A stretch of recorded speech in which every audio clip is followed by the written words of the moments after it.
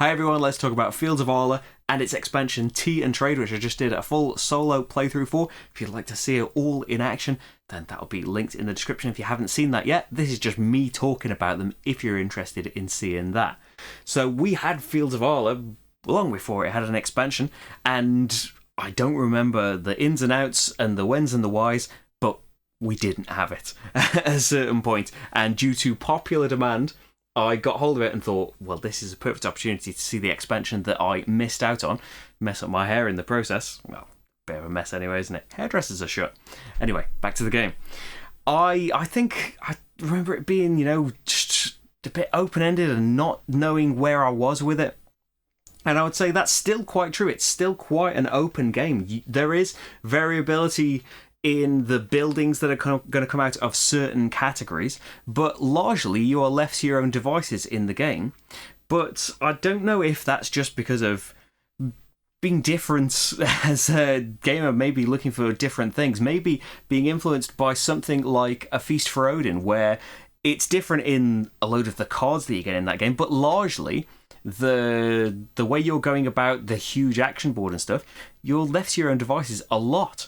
You have got other people in your way and stuff, and that's going to be more apparent in a 2 or maybe even 3-player game of this. I haven't played a 2-player game of this for years and years. I haven't played a 3-player game yet. That's impossible at the moment, but one day maybe. But yeah, maybe it's from kind of forcing myself to do all of those different things in Feast for Odin and not just go for those same strategies, that it's still kind of a push to not just go the same way, not just go all in on vehicles and things, and not just... there's some things that you just want to do, though. You need to do dikes to try and free up space, or you can go for the peat cutting. There's often ways around what you want. I really like going for the workbenches and kind of upgrading the workbenches with the workbenches so you can upgrade more things later, but you're going to need resources to do that with, and how do you earn those resources? Are they the things that you're going to be upgrading? Because you're always missing out on something.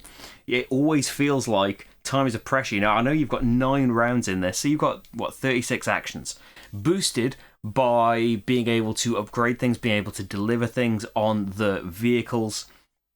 Maybe you're going to go for plows that's going to put loads of fields out on your board that will give you loads of free resources, grain or flax that you can then use for food, or you can turn it into linen, which you can then upgrade or sell for more and more stuff. It does kind of compound on top of itself. You are just taking just little steps at the beginning of the game, getting a few wood or clay here and there, clearing out a couple of cubes of peat, but that can be magnified massively by the end of the game, especially with the buildings that are for everything of this that you've done. Get this, in the solo game, you can start looking ahead to what you're going to work towards. Next round I want to be able to buy this building, but it will give me more fleshing beams. So maybe I want to get some more animals ready. Maybe it's going to boost the weaving looms, so I want to make sure I've got loads of flax ready, or turn all of these other things into... I've got a really good peat engine going, so the kind of miracle peat boat that lets you turn all of that stuff into anything. It really works out beautifully. And then the Tea and Trade expansion adds a third player is a lot of the new components. You do get a load of new buildings that you can choose to just play with the new stuff, play just with the old stuff separately, or what I'll do in the future is just mix it all together, now that I've kind of played with the new stuff for a bit. So the big new thing is tea, and similarly to something in Alubari, I said how much I liked giving your workers tea in that to boost their actions. Here too, you get to treat the tool benches as if you were 1 or 2 steps further along by spending tea and upgraded tea respectively. And then if you spend 2 upgraded tea, you get to take the action twice.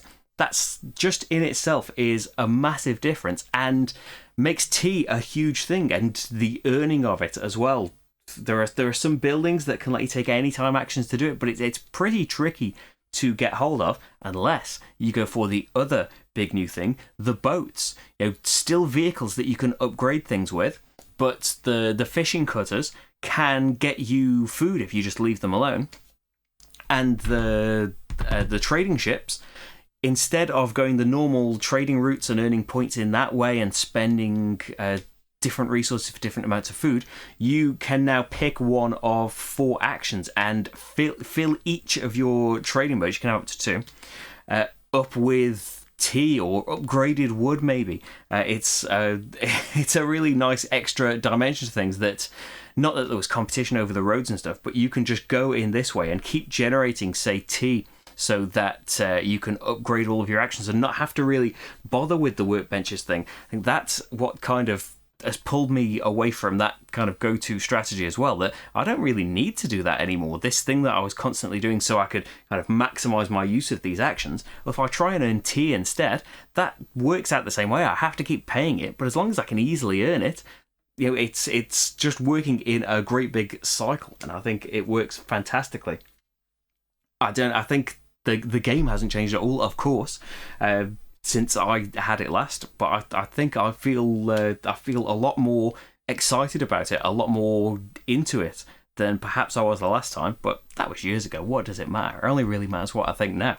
And yeah, I've really enjoyed this. It has gotten to that point where, towards the end of the game, I'm often there just kind of cycling through these options, and where there's maybe like a point and half a point of difference, maybe just me as a player, at a certain point I kind of snap out of it and go, well, let's just end the game and see how it overall went, rather than trying to eke out all of these things. But especially if you are maybe a min-max player that really wants those to eke out all of these little things, then that's the end of the game, as I find it, can really get to that point.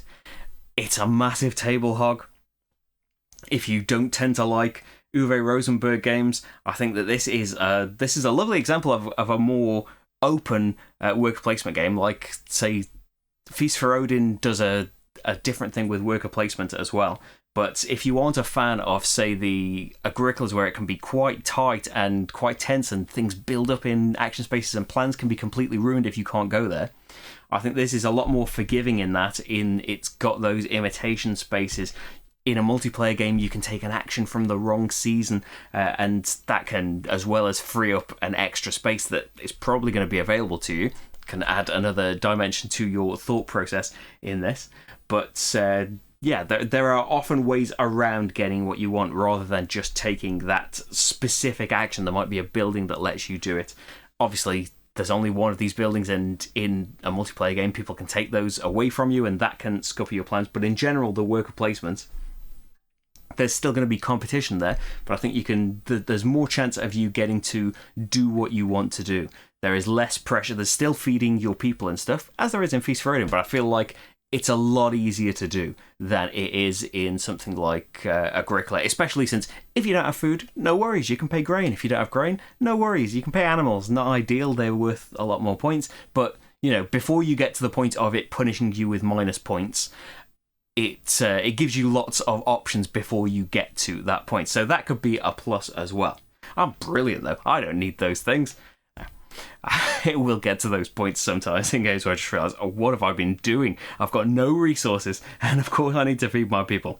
Anyway, there's some rambling. Towards the beginning, though, I made sense, right?